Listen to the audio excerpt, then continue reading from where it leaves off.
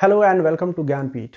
My name is Deepak Singh and इस session में हम कवर करने जा रहे हैं क्लास 10th के आवर इन्वायरमेंट का एक topic ozone and it's depletion, जो कि बहुत इम्पॉर्टेंट है बोर्ड के पर्सपेक्टिव से भी एंड जो ह्यूमन या फिर कह ले या फिर इन्वायरमेंट के पर्सपेक्टिव से भी ये बहुत ही इम्पॉर्टेंट है कि इसके बारे में हम जानें कि ओजोन है क्या, ओजोन लेयर है क्या, इसके डिप्लेशन का रीज़न क्या है और किस तरह से हम इसे प्रोटेक्ट कर सकते हैं ताकि जो आगे आने वाली ह्यूमन काइंड है या फिर जो ओवरऑल जो पूरा बायोडाइवर्सिटी है उस पर इसका इफ़ेक्ट ना हो। So let's start this topic. सबसे पहले हम ये जानने की कोशिश करेंगे कि ओजोन क्या होता है। ओजोन जानने से पहले आपने ये सुना होगा ऑक्सीजन, ठीक है। ऑक्सीजन जब हम नॉर्मली बात करते हैं तो इसका हम मतलब ये समझते हैं O2। तो जो ऑक्सीजन का दो एटम मिलके क्या बनाते हैं, O2 मॉलिक्यूल, जो कि हमारे लाइफ के लिए बहुत ही इम्पॉर्टेंट है। जितने भी एरोबिक फॉर्म ऑफ लाइफ है जो रिस्पिरेशन में ऑक्सीजन का यूज़ करते हैं उनके लिए O2 जो है वो बहुत ही इम्पॉर्टेंट है, बहुत ही इसेंशियल है। इसके बिना हमारा लाइफ पॉसिबल नहीं है। ऑन द अदर हैंड जो ओजोन है वो भी ऑक्सीजन के ही एटम से बना है, लेकिन यहाँ पे ऑक्सीजन के 3 एटम हैं एंड ऑक्सीजन के 3 एटम, सिर्फ एक ऑक्सीजन का एटम बढ़ गया यहाँ पे, O3 हो गया ये, और जिसकी वजह से क्या हो गया, ये डेडली पॉइजन हो गया। तो ये बहुत ही खतरनाक एक तरह से पॉइजन की तरह है। अगर हम इसको इनहेल करते हैं तो ये हमारे लाइफ को भी ले सकता है। But on the other hand जो O2 है वो हमारे लाइफ के लिए बहुत ही ज़रूरी है। लेकिन अगर हम इस O3 की बात करें तो ये हमारे एटमॉस्फेयर के एक लेयर में प्रेजेंट है जिसका नाम है स्ट्रेटोस्फेयर। ऑक्सीजन के डिफरेंट लेयर है। जो सेकेंड लेयर है एटमॉस्फेयर का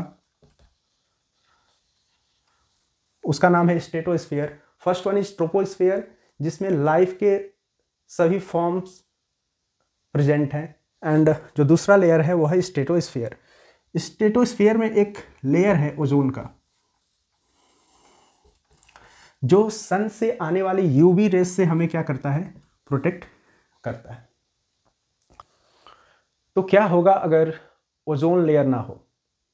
अगर ओजोन लेयर ना हो तो जो यूवी रेज हैं, अल्ट्रावायलेट रेज हैं, उनको रोकने के लिए कोई नहीं होगा, तो डायरेक्टली वो अर्थ के सरफेस पे आएंगे एंड उसके वजह से बहुत सारे प्रॉब्लम फेस करना पड़ सकता है जो भी लिविंग ऑर्गेनिज्म है उसको, जैसे कि skin cancer, it can cause skin cancer हो सकता है।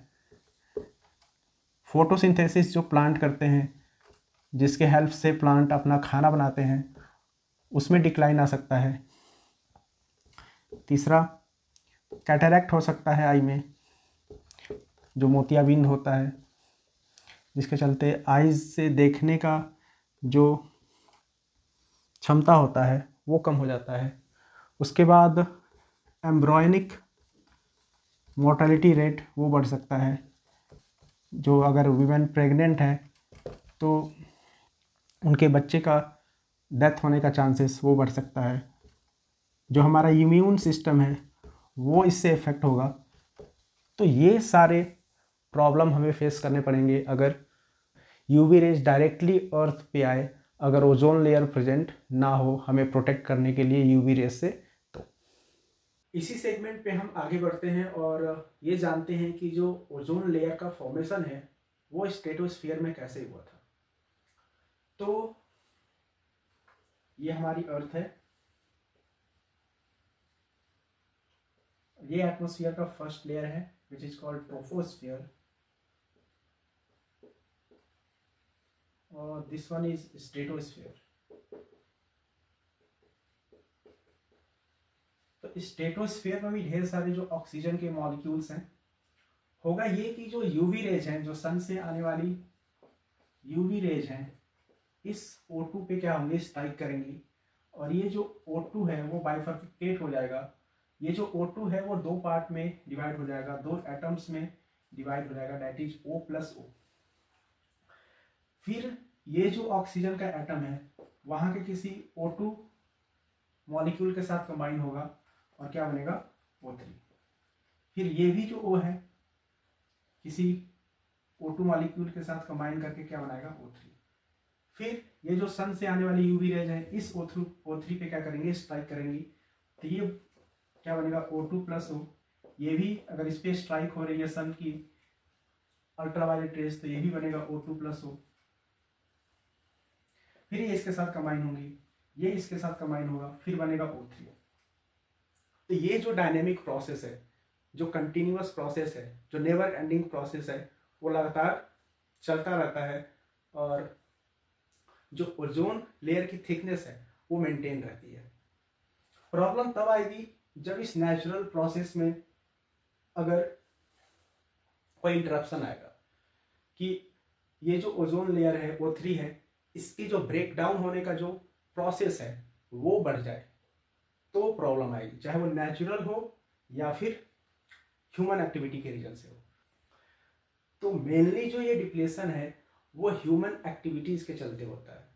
नेचुरल प्रोसेसेस से भी यहाँ पे ओजोन लेयर डिप्लेट होता है, बट जो मेन रीजन है यहाँ पे ओजोन डिप्लेशन का वो टोटली वो ह्यूमन एक्टिविटीज के चलते होता है, जिसके बारे में अब हम समझेंगे कि ये जो डिप्लेशन है वो क्यों हो रहा है।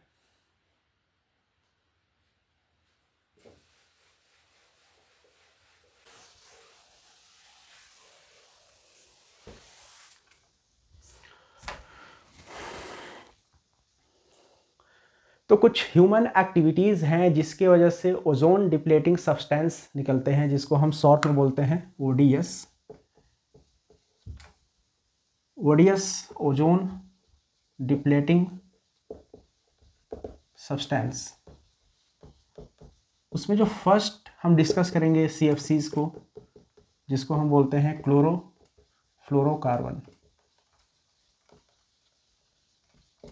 तो जो क्लोरोफ्लोरोकार्बन है CClF3, ये क्या करते हैं, ये इन पे जब UV रेज स्ट्राइक करती हैं तो यहाँ से जो Cl है वो बाहर को निकलता है।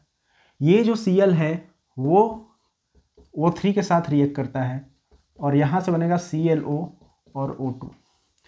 तो यहाँ आप देख सकते हो कि एक नेचुरल प्रोसेस से जो O3 था उसका ब्रेक डाउन हो रहा था O2 प्लस O में, लेकिन एक अलग से एक क्लोरीन आ गया जो ह्यूमन एक्टिविटीज़ के चलते पहुंचा है स्ट्रेटोस्फीयर में। तो ये भी अब क्या करेगा, ओजोन के ब्रेक डाउन में पार्ट लेगा, जिसकी वजह से जो ओजोन लेयर की थिकनेस है वो कम होगी। फिर ये जो ClO है वो रिएक्ट करेगा O के साथ और बनेगा क्लोरीन एंड O2। तो इस तरह से ये जो क्लोरीन एक सिंगल एटम है, थाउजेंड्स ऑफ जो ओजोन मॉलिक्यूल्स हैं उनको ये क्या करता है, ब्रेक डाउन करता है। सेम जो सेकेंड हमारा ओजोन डिप्लेटिंग सब्सटेंस है जिसको हम हैलोन्स बोलते हैं, ये तो क्लोरीन से भी ज़्यादा खतरनाक है। यहाँ से जो निकलता है ब्रोमीन, ये ब्रोमीन सेम रिएक्ट करेगा O3 के साथ और सेम होगा BrO प्लस O2। फिर ये जो BrO है वो रिएक्ट करेगा O के साथ और बनेगा फिर Br फिर प्लस O2। तो एक जो ब्रोमीन है वो थाउजेंड्स ऑफ ओजोन मॉलिक्यूल्स को डिस्ट्रॉय करता है एंड इसका जो प्रोसेस है कंबाइन होने का O3 के साथ वो क्लोरीन से भी ज़्यादा फास्ट है। तो halons are more dangerous than CFCs। There are other gases also जो कि ओजोन डिप्लेशन में कंट्रीब्यूट करते हैं, जैसे कि कार्बन टेट्राक्लोराइड,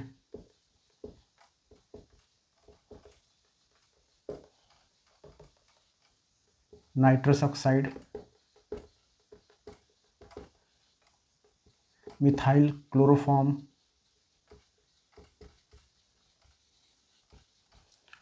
ह्यूमन एक्टिविटीज़ के अलावा कुछ नेचुरल प्रोसेसेस भी हैं जिसकी वजह से जो ओजोन डिप्लेशन है वो होता है। नेचुरल प्रोसेसेस की अगर बात करें हम तो उसमें पहले वॉल्केनिक इरप्शन, जो वॉल्केनोज एरप्ट होते हैं, उससे जो गैसेस निकलती हैं उनसे होता है। सोलर साइकिल में होता है कि कभी कभी सन से जो नॉर्मल यूवी रेज आती हैं उससे कहीं ज़्यादा यूवी रेज स्ट्राइक करती हैं स्ट्रेटोस्फीयर को, तो उसके वजह से जो ओजोन लेयर है वो ज़्यादा डिप्लेट होता है। So these are the reason, but mainly जो रीज़न कंट्रीब्यूट कर रहे हैं ओजोन डिप्लेशन को वो ह्यूमन एक्टिविटीज़ से हैं। उनमें मोस्टली जो हमारे रेफ्रिजरेटर से, एसी से जो गैसेस निकल रहे हैं वो जा रहे हैं स्ट्रेटोस्फीयर में, और ओजोन लेयर के डिप्लेशन को क्या कर रहे हैं, इंक्रीज़ कर रहे हैं। तो 1987 में यूनाइटेड नेशन की एक ऑर्गेनाइजेशन है, यूनाइटेड नेशन इन्वायरमेंट प्रोग्राम, वहाँ पे सारे कंट्रीज़ ने मिलकर एक प्रोटोकॉल साइन किया जिसको हम बोलते हैं मॉन्ट्रियल प्रोटोकॉल। उसमें यह हुआ कि जो 1986 में जो ओजोन का लेयर की थिकनेस है उसको अचीव करने के लिए जो भी कंपनीज रेफ्रिजरेटर एसीज बनाती हैं वो जो CFCs और हैलोन्स का यूज़ करते हैं उसको कम करने की बात हुई, ताकि 1986 में जो ओजोन लेयर की स्टेटस थी उसको हम अचीव कर सकें।